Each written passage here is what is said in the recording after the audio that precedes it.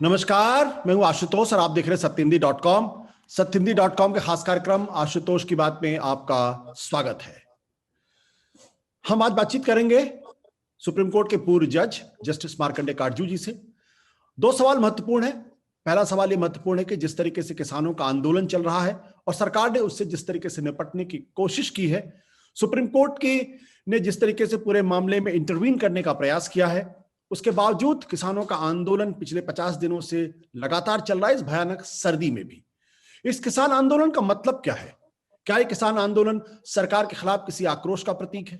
क्या ये किसान आंदोलन भारत की राजनीति, भारत के समाज में कोई बुनियादी बदलाव का प्रतीक है? क्या किसानों का यह आंदोलन भारत के इतिहास में कोई नया इतिहास लिखने के लिए तैयार बैठा हुआ है? इस मसले बातचीत करेंगे, लेकिन इसके साथ साथ एक सवाल और मैं मार्कंडेय काटजू जी से बात करूंगा, क्योंकि वो प्रेस काउंसिल के पूर्व चेयरमैन भी रह चुके हैं।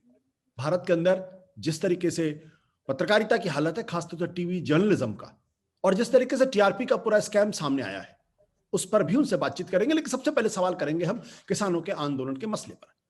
लेकिन इस बातचीत के पहले एक छोटी सी अपील है। सत्यहिंदी.com एक कोशिश है पत्रकारिता के क्षेत्र में ईमानदारी से पत्रकारिता करने की, ईमानदारी से चीजों को लोगों के सामने रखने की, एक ऐसे समय में जबकि पत्रकारिता करना बहुत मुश्किल है। ऐसे हम आपसे गुजारिश करते हैं कि बिना आपके मदद के यह संभव नहीं हो सकता है। आप इस वीडियो के डिस्क्रिप्शन में जाएं, सत्य हिंदी के सदस्य बने, हमें आर्थिक भुगतान करें, डोनेशन दें, आर्थिक मदद करें, हमारे लिए बहुत बड़ी मदद होगी। इसलिए क्योंकि ईमानदारी से बात कहने वालों की संख्या धीरे धीरे घटती जा रही है।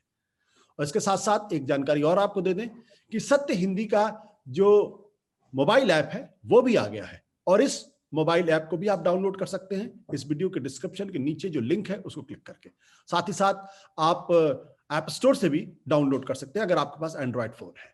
तो बातचीत शुरू करते हैं। जस्टिस मार्कंडेय जी, आपका बहुत बहुत स्वागत है। आप अपनी बेबाक टिप्पणियों के लिए बहुत मशहूर हैं। पहला सवाल मेरा आपसे ये कि किसानों के आंदोलन को आप किस नजरिए से देखते हैं? देखिए, इस सवाल के जवाब देने के पहले मैं कहना चाहता हूं कि सत्यहिंदी.com बहुत बड़ा काम, बहुत महान काम कर रहा है इस देश का। क्योंकि बड़ा दुर्भाग्य है कि पत्रकारिता की जो दुर्दशा हो गई है, 95% ये जर्नलिस्ट बिल्कुल बेशरम, बेईमान, चाटुकार बन गए हैं, तो आप उसके अपवाद हैं। तो इसके लिए मैं आपको बधाई देता हूं और मैं सभी जनता से अपील करता हूं कि आपको हर प्रकार की मदद करें। सबसे जो महान चीज की है किसान आंदोलन ने कि अधिकांश जनता को एकजुट कर दिया इसने, और जात और धर्म के बंधनों को तोड़ दिया इसने, इसके ऊपर उठ गया। और दूसरी चीज कि नेताओं को दूर रखा है इसने, नेताओं से कहा कि दूर रहो हमसे। तो ये जो जन संघर्ष होना है, जिसके द्वारा हमारा देश परिवर्तित होगा अविकसित से विकसित देश में, उसकी इसने शुरुआत कर दी है। बड़ा ही महान ऐतिहासिक काम किया इसने, जो लोग समझ नहीं पा रहे हैं। लोग तो बस देख रहे हैं कि ये किसान बस अपने फायदे के लिए कर रहे हैं। नहीं, ये पूरे देश के फायदे के लिए कर रहे हैं। क्योंकि इसने जो सबसे बड़ा बाधा थी हमारे तरक्की की, वो थी हम में जो विभाजन था जात और मजहब के आधार पे। जी, हम लोग आपस में लड़ते रहते थे और कभी प्रगति नहीं कर पाते।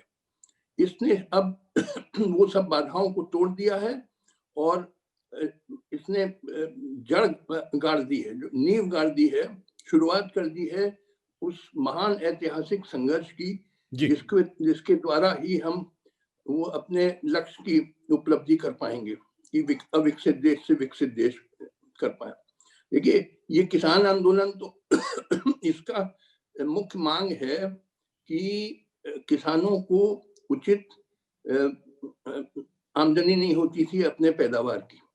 ये भी सीधी सी चीज है।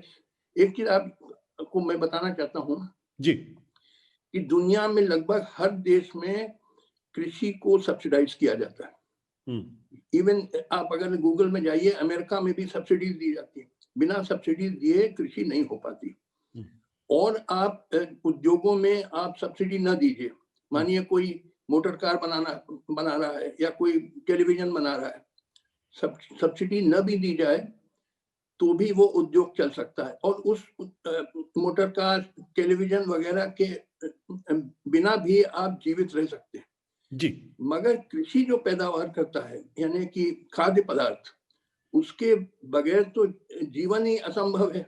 जैसे हवा और पानी के बगैर जीवन असंभव होता है, तो कृषि तो आपको हर हालत में करनी है जी। आप चाहे टेलीविजन न बनाए, मोटर कार न बनाए, मगर आपको खाना तो बनाना होगा, नहीं तो लोग भूखे मर जाएंगे।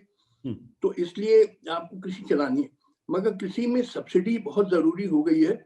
उसका वजह देखिए, जो आधुनिक कृषि होती है वो पुरानी कृषि से बहुत फर्क है। पहले जैसे आपने मानिए गोदान कहानी पढ़ी होगी, उपन्यास है मुंशी प्रेमचंद का, बड़ा मशहूर उपन्यास। उस जमाने की जो कृषि होती थी उसमें ज्यादा लागत नहीं होती थी। आज की जो आधुनिक कृषि है उसमें लागत बहुत होती है जी। यानी इनपुट्स, जैसे आपको उसमें फर्टिलाइजर और बीज, आधुनिक बीज और पेस्टिसाइड और बिजली इरिगेशन के लिए ये सब लगाना होता है आपको।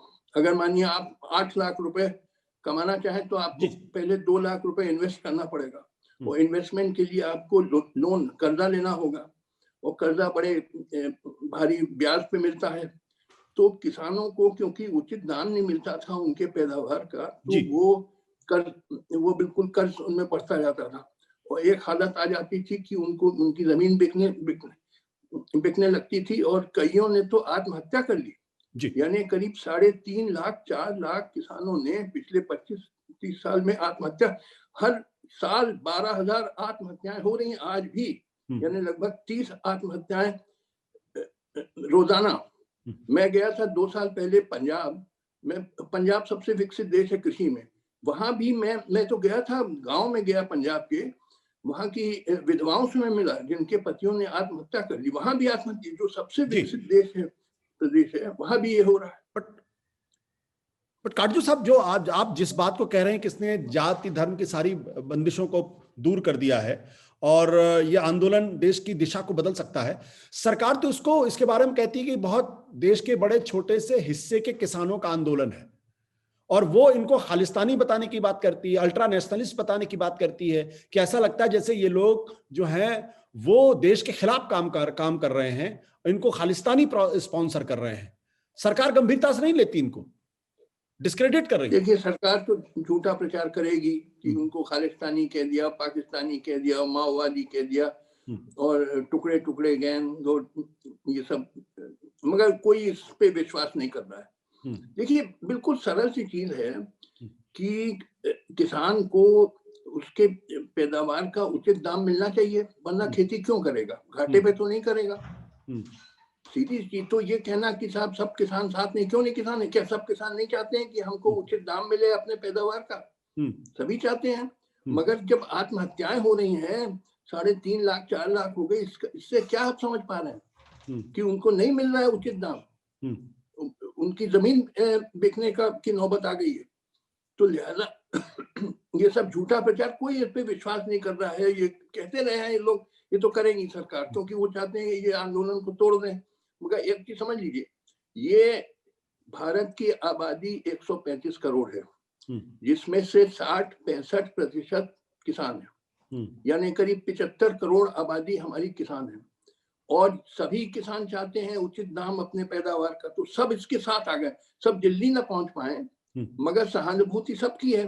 और एक चीज और मैं आपको बताना चाहता हूँ कि सिर्फ किसान ही इस आंदोलन में नहीं है, और वर्ग भी आ गए हैं, जैसे वकील आ गए हैं, और जो औद्योगिक कर्मचारी आ गए हैं, वो भी समर्थन दे रहे हैं, और स्पोर्ट्स के लोग हैं, मैंने देखा बॉलीवुड के लोग हैं, और एक्स सर्विसमैन हैं, और जो ये बट सरकार इनको गंभीरता के साथ क्यों नहीं ले रही? मेरा सवाल यह है कि सरकार इसको गंभीरता के साथ क्यों नहीं ले रही? सरकार अपनी जिद पर क्यों अड़ी? सरकार का कहना है कि जो तीनों कानून है ये दरअसल किसानों के हित के लिए कानून है। देखिए, सरकार तो कॉर्पोरेट्स के ग्रिप में है। अब मोदी जी वही करेंगे जो भारत के कॉर्पोरेट्स उनसे कहते हैं करने को, और जो विदेशी कॉर्पोरेट्स कहते हैं उनको करने को। ये अब ये मोदी जी बिल्कुल उनका काम कर रहे हैं कॉर्पोरेट्स का, तो लिहाजा कॉर्पोरेट्स चाहते हैं ये, क्योंकि कृषि में बहुत बड़ा क्षेत्र है, इकोनॉमी की बड़ा भारी क्षेत्र में, उसका भी उससे फायदा उठाना चाहते हैं, तो लिहाजा वो तो इसी बात पे डटे हुए हैं कि नहीं ये 3 कानून होने हैं। क्योंकि देखिए इन्होंने जो 3 कानून बनाए तो उनमें जो इन्होंने कहा कि साहब अब हम किसानों को आजाद कर देंगे कि जहां चाहे वो अपना पैदावार बेचें, सिर्फ जो सरकारी मंडियों में बेचने की जरूरत नहीं, और भी मंडियां बन सकती, प्राइवेट मंडी बन सकती है। मगर ये नहीं उन कानून में है कि प्राइवेट मंडी को भी वो मिनिमम सपोर्ट प्राइस देना होगा। जो स्वामीनाथन कमीशन रिपोर्ट ने कहा कि 50% अबव कॉस्ट प्राइस देना है, वो नहीं लिखा उस कानून में। देखिए जब तक वो नहीं होगा तब तक इससे क्या फायदा किसान को। देखिए मुख्य चीज है किसान को उचित दाम मिलना चाहिए, ये इस पे आप भी सहमत होंगे जी जी, क्योंकि वरना खेती क्यों करेगा भाई। तो अगर आप प्राइवेट मंडी बना दें मगर उन पे छूट दे दें कि जितने दाम पे वो खरीदें, तब तो किसानों का काम नहीं चलेगा। वो कानून में होना चाहिए था कि मिनिमम सपोर्ट प्राइस पे ही वो खरीद सकता है, अगर उससे कम पे खरीदेगा तो उसको सजा होगी, दंड होगा, तब बात सही होती। मगर ये नहीं लिखा गया उस कानून में जी। तो लिहाजा ये कानून तो कॉर्पोरेट्स के तरफ से किए गए। बिल्कुल। लेकिन इस पूरे मामले में आप तो सुप्रीम कोर्ट के जज रहे हैं और आपने बड़े ऐतिहासिक फैसले भी दिए हैं। एक आंदोलन है जो सरकार और किसानों के बीच की बात है, उसमें सुप्रीम कोर्ट क्यों इंटरवीन करा? सुप्रीम कोर्ट कोई कॉन्स्टिट्यूशनलिटी तो डिस्कस कर नहीं रहा। बिल्कुल इंटरवीन नहीं करना चाहिए था। सुप्रीम कोर्ट को तो सिर्फ देखना चाहिए था कि ये कानून कॉन्स्टिट्यूशनल है कि नहीं, संवैधानिक है कि नहीं। इसके बजाय वो बोबडे साहब फैल गए कि वो ब्लड विल बी शेड, खून बहेगा और कोरोना आ जाएगा और वो बुढ़िया औरतें और बच्चे ठिठुर रहे हैं ठंड में। ये सब कहने की क्या, अनाप शनाप बोलने की क्या आवश्यकता थी? जज को ज्यादा नहीं बोलना चाहिए, जो लीगल पॉइंट्स इन्वॉल्व हैं उसी पे कन्फाइन रहना चाहिए था। मगर उसके बजाय जैसे पंचायत लग रही है वहां पे, ये सब उचित नहीं था। इस पे मेरा लेख भी है, मैंने फेसबुक पेज पे डाल दिया कि एक वो बड़ा लॉर्ड चांसलर था इंग्लैंड में, फ्रांसिस बेकन, उसने कहा था मच टॉकिंग जज is like an ill tuned cymbal. Cymbal एक म्यूजिकल इंस्ट्रूमेंट होता है, CYMBAL। तो एक जज को ज्यादा नहीं बोलना चाहिए। तुम जो पॉइंट्स इन्वॉल्व हैं, कानूनी बिंदु है, उस पे बोलिए। इधर उधर की बातें क्या कि साहब खून बहेगा और करो, भाई खून बहेगा वो पुलिस देखेगी, आप क्यों इधर उधर की बात कर रहे हैं? जजेस को एक रेस्ट्रेंट रहना चाहिए। बट ये आपको लगता है कि सुप्रीम कोर्ट के जजेस तो बहुत पढ़े लिखे होते हैं, समाज के से निकल के आते हैं, क्या इतनी सी बात वो नहीं समझते? क्या उनको ये बात समझ में नहीं आती कि इसमें कॉन्स्टिट्यूशनलिटी का मामला नहीं है, इसमें लीगलिटी का मामला नहीं है, इसमें किसान भी उनसे इंटरवीन करने की बात नहीं कर रहे हैं। कोई आदमी जाता है, वो पिटीशन दायर कर देता है, कोर्ट उसको इंटरवीन कर लेता है, कोर्ट बीच बचाव का काम। क्या कोर्ट का काम मीडिएशन का काम है क्या सरकार और किसानों के बीच में? क्या ये अब सुप्रीम कोर्ट ये करेगा? बिल्कुल नहीं है उनका काम। सुप्रीम कोर्ट में तो इसमें बिल्कुल दखल नहीं देना चाहिए था और कहना चाहिए था कि देखिए ये पॉलिसी मैटर्स हैं, ये एग्जीक्यूटिव डोमेन में आता है, आप जाइए सरकार के पास और पुलिस के पास। अगर कोई लॉ एंड ऑर्डर प्रॉब्लम है पुलिस देखेगी, वरना ये सरकार देखेगी, हमसे कोई मतलब नहीं। हाँ, जो संवैधानिक बिंदु थे उस पे अपना फैसला दे सकते थे, मगर उस पे गए नहीं और इधर उधर की बातें हो रही हैं कि खून बहेगा और कोरोना आ जाएगा, ये सबसे क्या मतलब?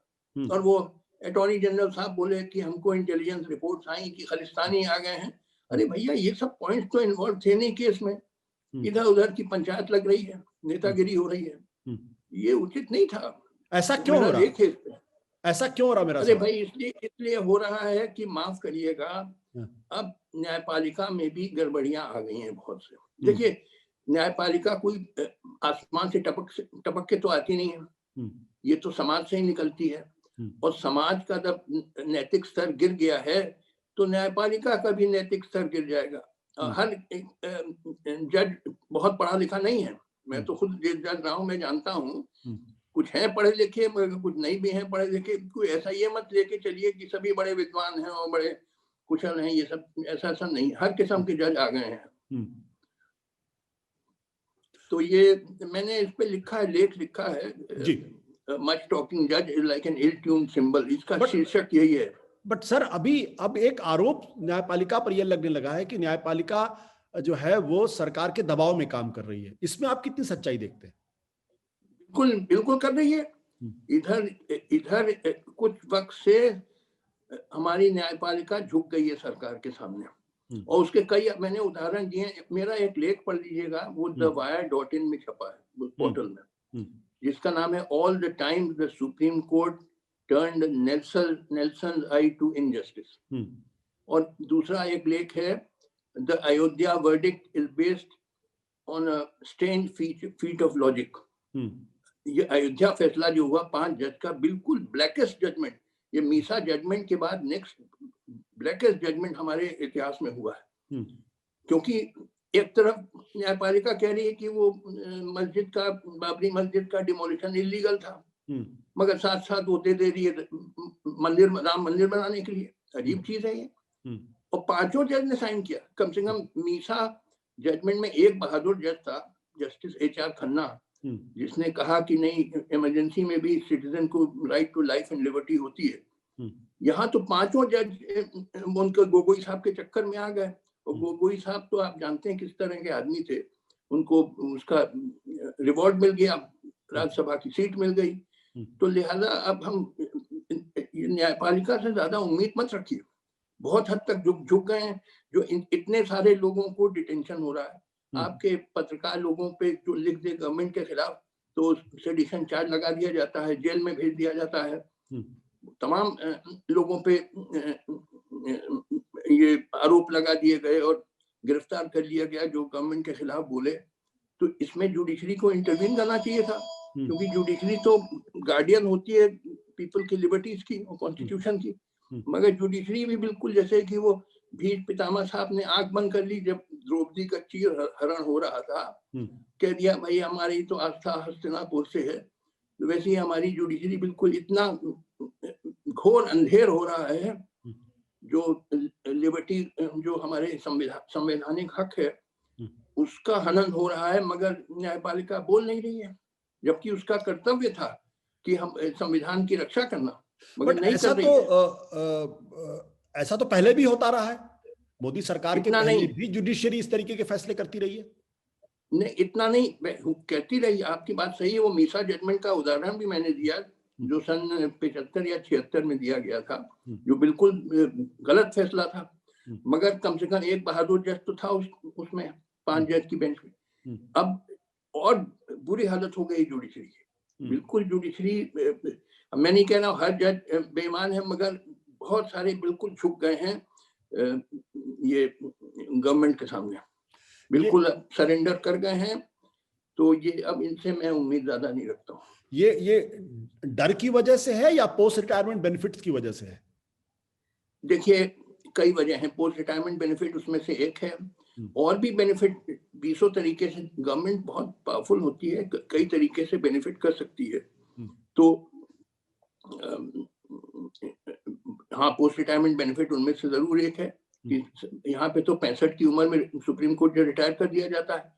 अमेरिका में तो कोई रिटायरमेंट एज ही नहीं है, वहां से 90 साल तक उनकी उम्र तक चलते जाते हैं कई जगह। तो 65 साल में तो फिर भी आदमी फिट रहता है, मगर एकदम से उसको जब रिटायर हो जाता है सारे बेनिफिट्स खत्म हो जाते हैं। तो चाहते हैं कुछ ना कुछ उसको मिले, कोई असाइनमेंट, कोई कमीशन, कोई कमिटी वगैरह। तो ये भी एक लालच है, मगर और भी कई है, उसमें कई चीजें हैं। कई बेनिफिट्स गवर्नमेंट दे सकती है। बट ये देखने में आया कि कुछ हाई कोर्ट्स बड़ा अच्छा जजमेंट कर रही हैं, जैसे कि उत्तर प्रदेश के high court, Allahabad high court है, लगातार लव जिहाद के मसले पर उसने अच्छा फैसला दिया है। मुंबई हाई कोर्ट का भी फैसला जो अभी टीआरपी स्कैम के मसले पे आया है, या जो सुशांत सिंह राजपूत के मसले पे आया है, उस पर भी बहुत अच्छा फैसला उनका आ रहा है। मद्रास हाई कोर्ट ने भी, जब ये माइग्रेंट्स वर्कर्स पैदल मूव कर रहे थे, उस वक्त भी उन्होंने जम के फटकार लगाई है। सुप्रीम कोर्ट क्यों बार बार नहीं कर पा रहा? जो काम हाई कोर्ट्स कर रही हैं वो काम सुप्रीम कोर्ट क्यों नहीं कर पा रहा? भाई मैंने कहा करना चाहिए, मगर हकीकत है कि नहीं कर रही है। अब जैसे कश्मीर में आपको मालूम होगा 5 अगस्त 2019 में वो आर्टिकल 370 रद्द हुआ और तमाम लोग गिरफ्तार हो गए, कश्मीरी नेता लोग। उनकी हैबियस कॉर्पस पिटीशन फाइल हुई। हैबियस कॉर्पस मतलब कि इलीगल डिटेंशन के खिलाफ अभी तक कई पड़ी हुई हैं। कुछ लोग जैसे फारूक और उमर अब्दुल्ला और महबूबा मुफ्ती छोड़े गए, वो भी जुडिशियल ऑर्डर से नहीं छोड़े गए, वो तो गवर्नमेंट ने छोड़ दिया। मगर जो पिटीशन है पड़ी हैं, तारीख पे तारीख लगती जाती है। जबकि जो ब्रिटिश प्रैक्टिस थी वो ये थी कि ब्रिटिश जज के सामने कोई हैबियस कॉर्पस पिटीशन अगर आए तो वो सारी और फाइलों को एक तरफ कर देता था और कहता था ये दिस हैज प्रायोरिटी, क्योंकि it relates to personal liberty, तो पहले ये केस का फैसला होगा, बाकी सब केस का बाद में देखा जाएगा। मैं जब जज था हाई कोर्ट, सुप्रीम कोर्ट में, कोई भी हैबियस कॉर्पस पिटीशन आती थी 2 हफ्ते से ज्यादा कभी तक लंबित नहीं रहती थी। मैं 1 हफ्ते या 10 दिन टाइम देता था सरकार को अपने जवाब देने का, और 2 हफ्ते के अंदर फैसला दे देता था, इधर इस तरफ या उस तरफ, जो भी फैसला देना दो। मगर यहाँ पड़ी रहती हैं तमाम बेल पिटीशन। अर्नब गोस्वामी की बेल पिटीशन तो हो गई 2-3 दिन के अंदर फैसला, मगर बहुत सारी बेल एप्लीकेशन पड़ी हैं, सालों पड़ी हैं, सुनवाई नहीं होती उनकी। तो ये सेलेक्टिव ट्रीटमेंट हुआ कि नहीं? क्योंकि अर्नब गोस्वामी को माना जाता है वो बीजेपी के करीब है, तो उनकी आपने तुरंत ले ली, औरों की क्यों नहीं लेते हैं आप? बेल अपने पड़ी हैं, सालों पड़ी हैं, कई कोई सुनवाई नहीं होती है, तारीख पे तारीख पड़ी जा रही है। तो इससे तो बड़ी धूमिल हुई है। ये सिर्फ धूमिल का मसला है या इससे भारत के लोकतंत्र को, आप अगर सुप्रीम कोर्ट अगर सरेंडर करती दिखाई पड़ती है या सुप्रीम कोर्ट की क्रेडिबिलिटी अगर खराब होती दिखाई पड़ती है, तो इससे भारत के लोकतंत्र पर कितना असर पड़ेगा? बहुत बुरा असर पड़ा है। और हकीकत है, देखिए ये हकीकत ये है कि आज लिबर्टी करीब करीब खत्म हो गई है। यानी अगर सरकार पीछे पड़ जाए, आपने अगर सरकार की आलोचना ज्यादा करी तो आपके ऊपर सेडिशन चार्ज लग जाएगा, या आपको अनलॉफुल प्रिवेंशन एक्टिविटीज एक्ट में अरेस्ट कर लिया जाएगा। तमाम उदाहरण आपको मालूम होंगे, आपके ये जर्नलिज्म के क्षेत्र के हैं, जहां जर्नलिस्टों को इसीलिए बस गिरफ्तार किया गया क्योंकि उन्होंने सरकार की आलोचना की। जबकि लोकतंत्र में सरकार की आलोचना करने का तो हर नागरिक को अधिकार होता है, मगर यहाँ आप करेंगे तो आप गिरफ्तार हो जाएंगे और न्यायपालिका कुछ करेगी नहीं। जैसे बीच पितामह ने आंख बंद कर ली, द्रौपदी का चीर हरण हो रहा है और कुछ कर ही नहीं रहे। तो ये हकीकत है। काटजू साहब, बहुत बहुत शुक्रिया आपका इस बातचीत में हमारे साथ शामिल होने के लिए। धन्यवाद सर। सत्य हिंदी का ऐप डाउनलोड करें गूगल प्ले स्टोर पर।